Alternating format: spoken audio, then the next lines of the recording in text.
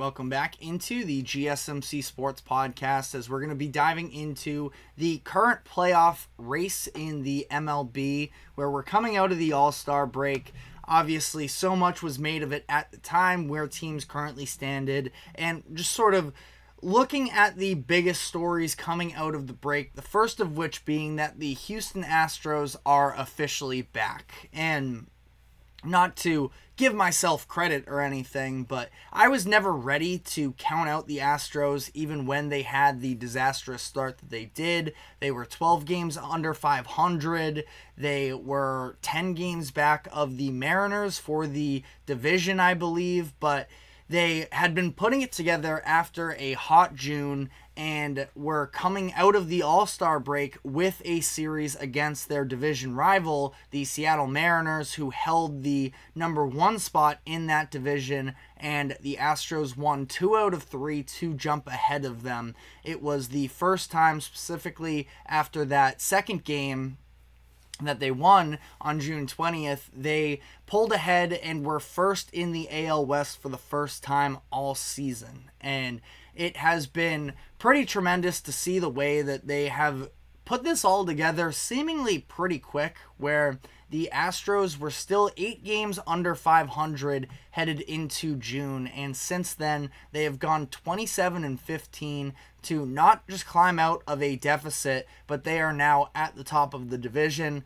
Now, because of yesterday's games, they ended up losing to the Oakland Athletics, so they are currently tied with the Mariners for that number one spot in the AL West. But still, for all of these injuries that they have been putting up with over the course of the year, to see the resilience that they've been able to play with, I know there are a ton of people that are always ready to sort of dance on the grave of the Houston Astros, in large part because of some allegations against them at the end of the 2010s, but you just have to give credit to this organization and the way that they continue to show consistency, resilience, and there's a reason why they are riding this streak of, I want to say it's 7 ALCS appearances in a row. So, you know, the Astros, you have to give them their credit even if you dislike them. Now, on the other side of this series, for the Mariners, was a really rough stretch, not to mention that their star player Julio Rodriguez as well ended up suffering an ankle injury as he was trying to make a play in the field in that third game, and ultimately it sounds like the x-rays are negative and that he is going to be back at some point soon. He's currently being listed as day-to-day, but it was just sort of a slap in the face, along with the fact that they have been massively struggling as of late, where they are 9-17 over their last 26 games. Only during that stretch, only the Chicago White Sox, the worst team in baseball, have a lower OPS. The offense is just not producing enough for them, and they're just kind of having down seasons across the board for a lot of their key players, which to some degree does include Julio Rodriguez. He's still having a good season, you know, kind of hovering closer to league average, though, as opposed to the past couple seasons where he was one of those borderline MVP candidates. He was at least having that sort of consideration, and that's just not the case this year, and they have needed him to be more. Now, again, by no means would I want to put it all on Julio Rodriguez. You look across the line here, they're starting to make moves where they just put Ty France on waivers, considering the fact that, you know, they just need more from especially their first baseman, but /223, 312, and 350 so far this season. They are definitely going to be in play at the trade deadline of trying to make some sort of spark moves. Now, replacing first baseman would be, you know, obviously one of the top priorities there. There is a pretty substantial first baseman that is being shopped this trade deadline in Vladimir Guerrero Jr. Now, are the Mariners necessarily the type of franchise and ownership group that you are convinced that they would be willing to go all in on a package that would cost a lot for Vladdy Jr.? I would say probably not. So I definitely don't want to get anybody's hopes up there. But, you know, it would be a pretty fun experiment, I think, to see Vladdy with the rest of these guys in Seattle. You know, it's interesting because the organization hasn't necessarily shown an elite desire to become a World Series contender. Now, they're thinking that, I think they had a quote exactly where they're talking about winning somewhere around 98 games and just trying to be competitive on a year in, year out basis. The way that the MLB currently is with the playoff format, and just in general with baseball, where teams can get hot and just sort of carry it through to a World Series title, a la the Texas Rangers last season. But, you know, ultimately, we know that the Mariners have a very clear strength, being their pitching. They have probably the best starting rotation in the MLB when you look at the combination of guys like Logan Gilbert and George Kirby and Luis Castillo, Bryce Miller. I'd probably throw, probably the worst out of the group, but, you know, still a guy that you can feel good about in any sort of a playoff series. And, you know, ultimately, I think that when you look at where this team is at, it's a weird situation, considering the fact that they are still, you know, amongst the top of the AL West. But the way that they've been trending, it's clear that they need something else. They have the worst strikeout rate in baseball, and would they want to potentially look into mortgaging some of that pitching talent in exchange for a hitter? You'd guess probably not, but either way, they're going to need help offensively. So, you know, we'll see how things play out there.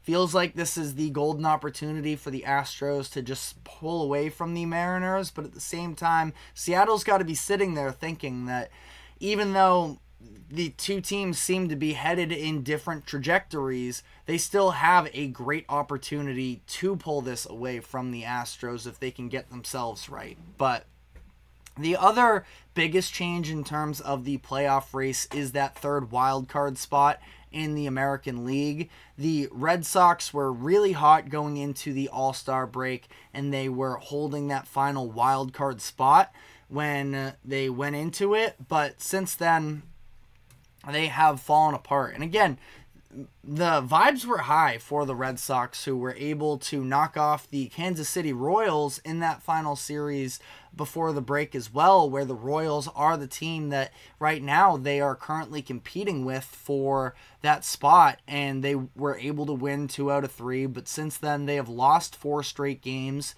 And, you know, we just talked about the Mariners and where they currently stand. You know, whoever doesn't win that AL West is going to be in the conversation for that wild card spot as well.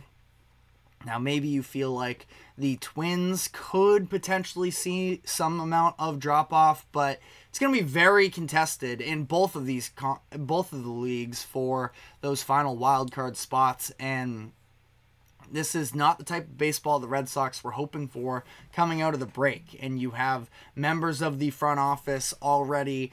It's been a contentious couple years with Red Sox fans and their organization, but the fact that you had Breslow at one point about a week or so ago talking about how this Red Sox team has shown that they're worth investing into, and now he just put out a quote saying he's not sure what direction they are really going to buy into yet.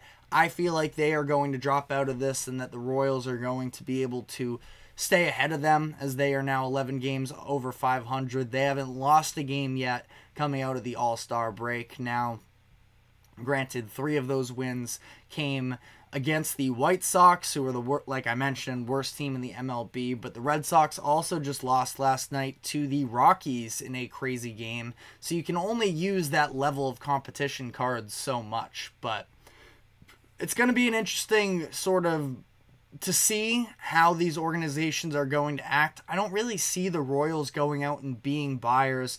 I feel like they are probably mostly locked into what they already currently are. The Red Sox have an opportunity to be. They are a bigger market, but it's not something that I really see happening. So, let me know what you think about the bottom of the American League wildcard race there.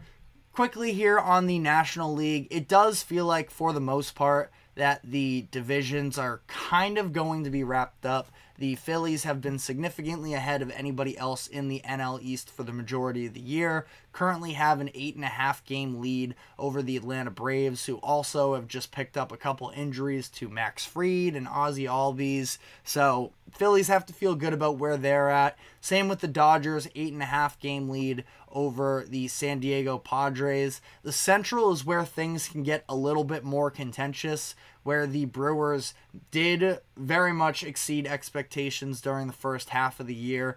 And that's a team that, especially when they are, sort of almost ready for, I don't know if redemption is the right word, but they feel like they have been knocking for a while. They see their manager go and get bought out for the richest deal in MLB history when Craig Counsell left for the Cubs, that they feel like they can, kind of, I wouldn't say stick it to Counsell because he was a great manager for them for all those years, but to see him leave, the Cubs struggling, definitely underperforming there, for the Brewers to be able to sort of take off, it is a pretty interesting proposition there. But as for the wild card there as well, you look at the Pittsburgh Pirates, who are off to, again, we're only talking about a sample size of a few games here, but able to steal a series against the Phillies, and especially that first game, the way that they were able to dig it out in the, I think it was the 9th inning. Believe that they walked it off. Like that's just, for an organization that I feel like a lot of America is kind of rooting for to some degree with the Pirates, seeing them get that type of win against the Phillies and following that up as well with a series win. They're now a couple games over 500 and just half a game out of that wild card spot. But you look from the Cardinals, who are in that second wild card spot, to the Arizona Diamondbacks, there are, it looks like, 5 teams within a game and a half of one another. So that's going to be a very contentious race by the end of it, and going to be interesting to see how all of that plays out. But, let me know where your predictions lie right now in terms of the expectations for what the postseason will look like. We are going to be switching gears here a little bit to the NBA and giving some final thoughts on the Summer League, which just wrapped up last night with the Miami Heat winning the championship. So stick with us and we will be right back with more coverage on that.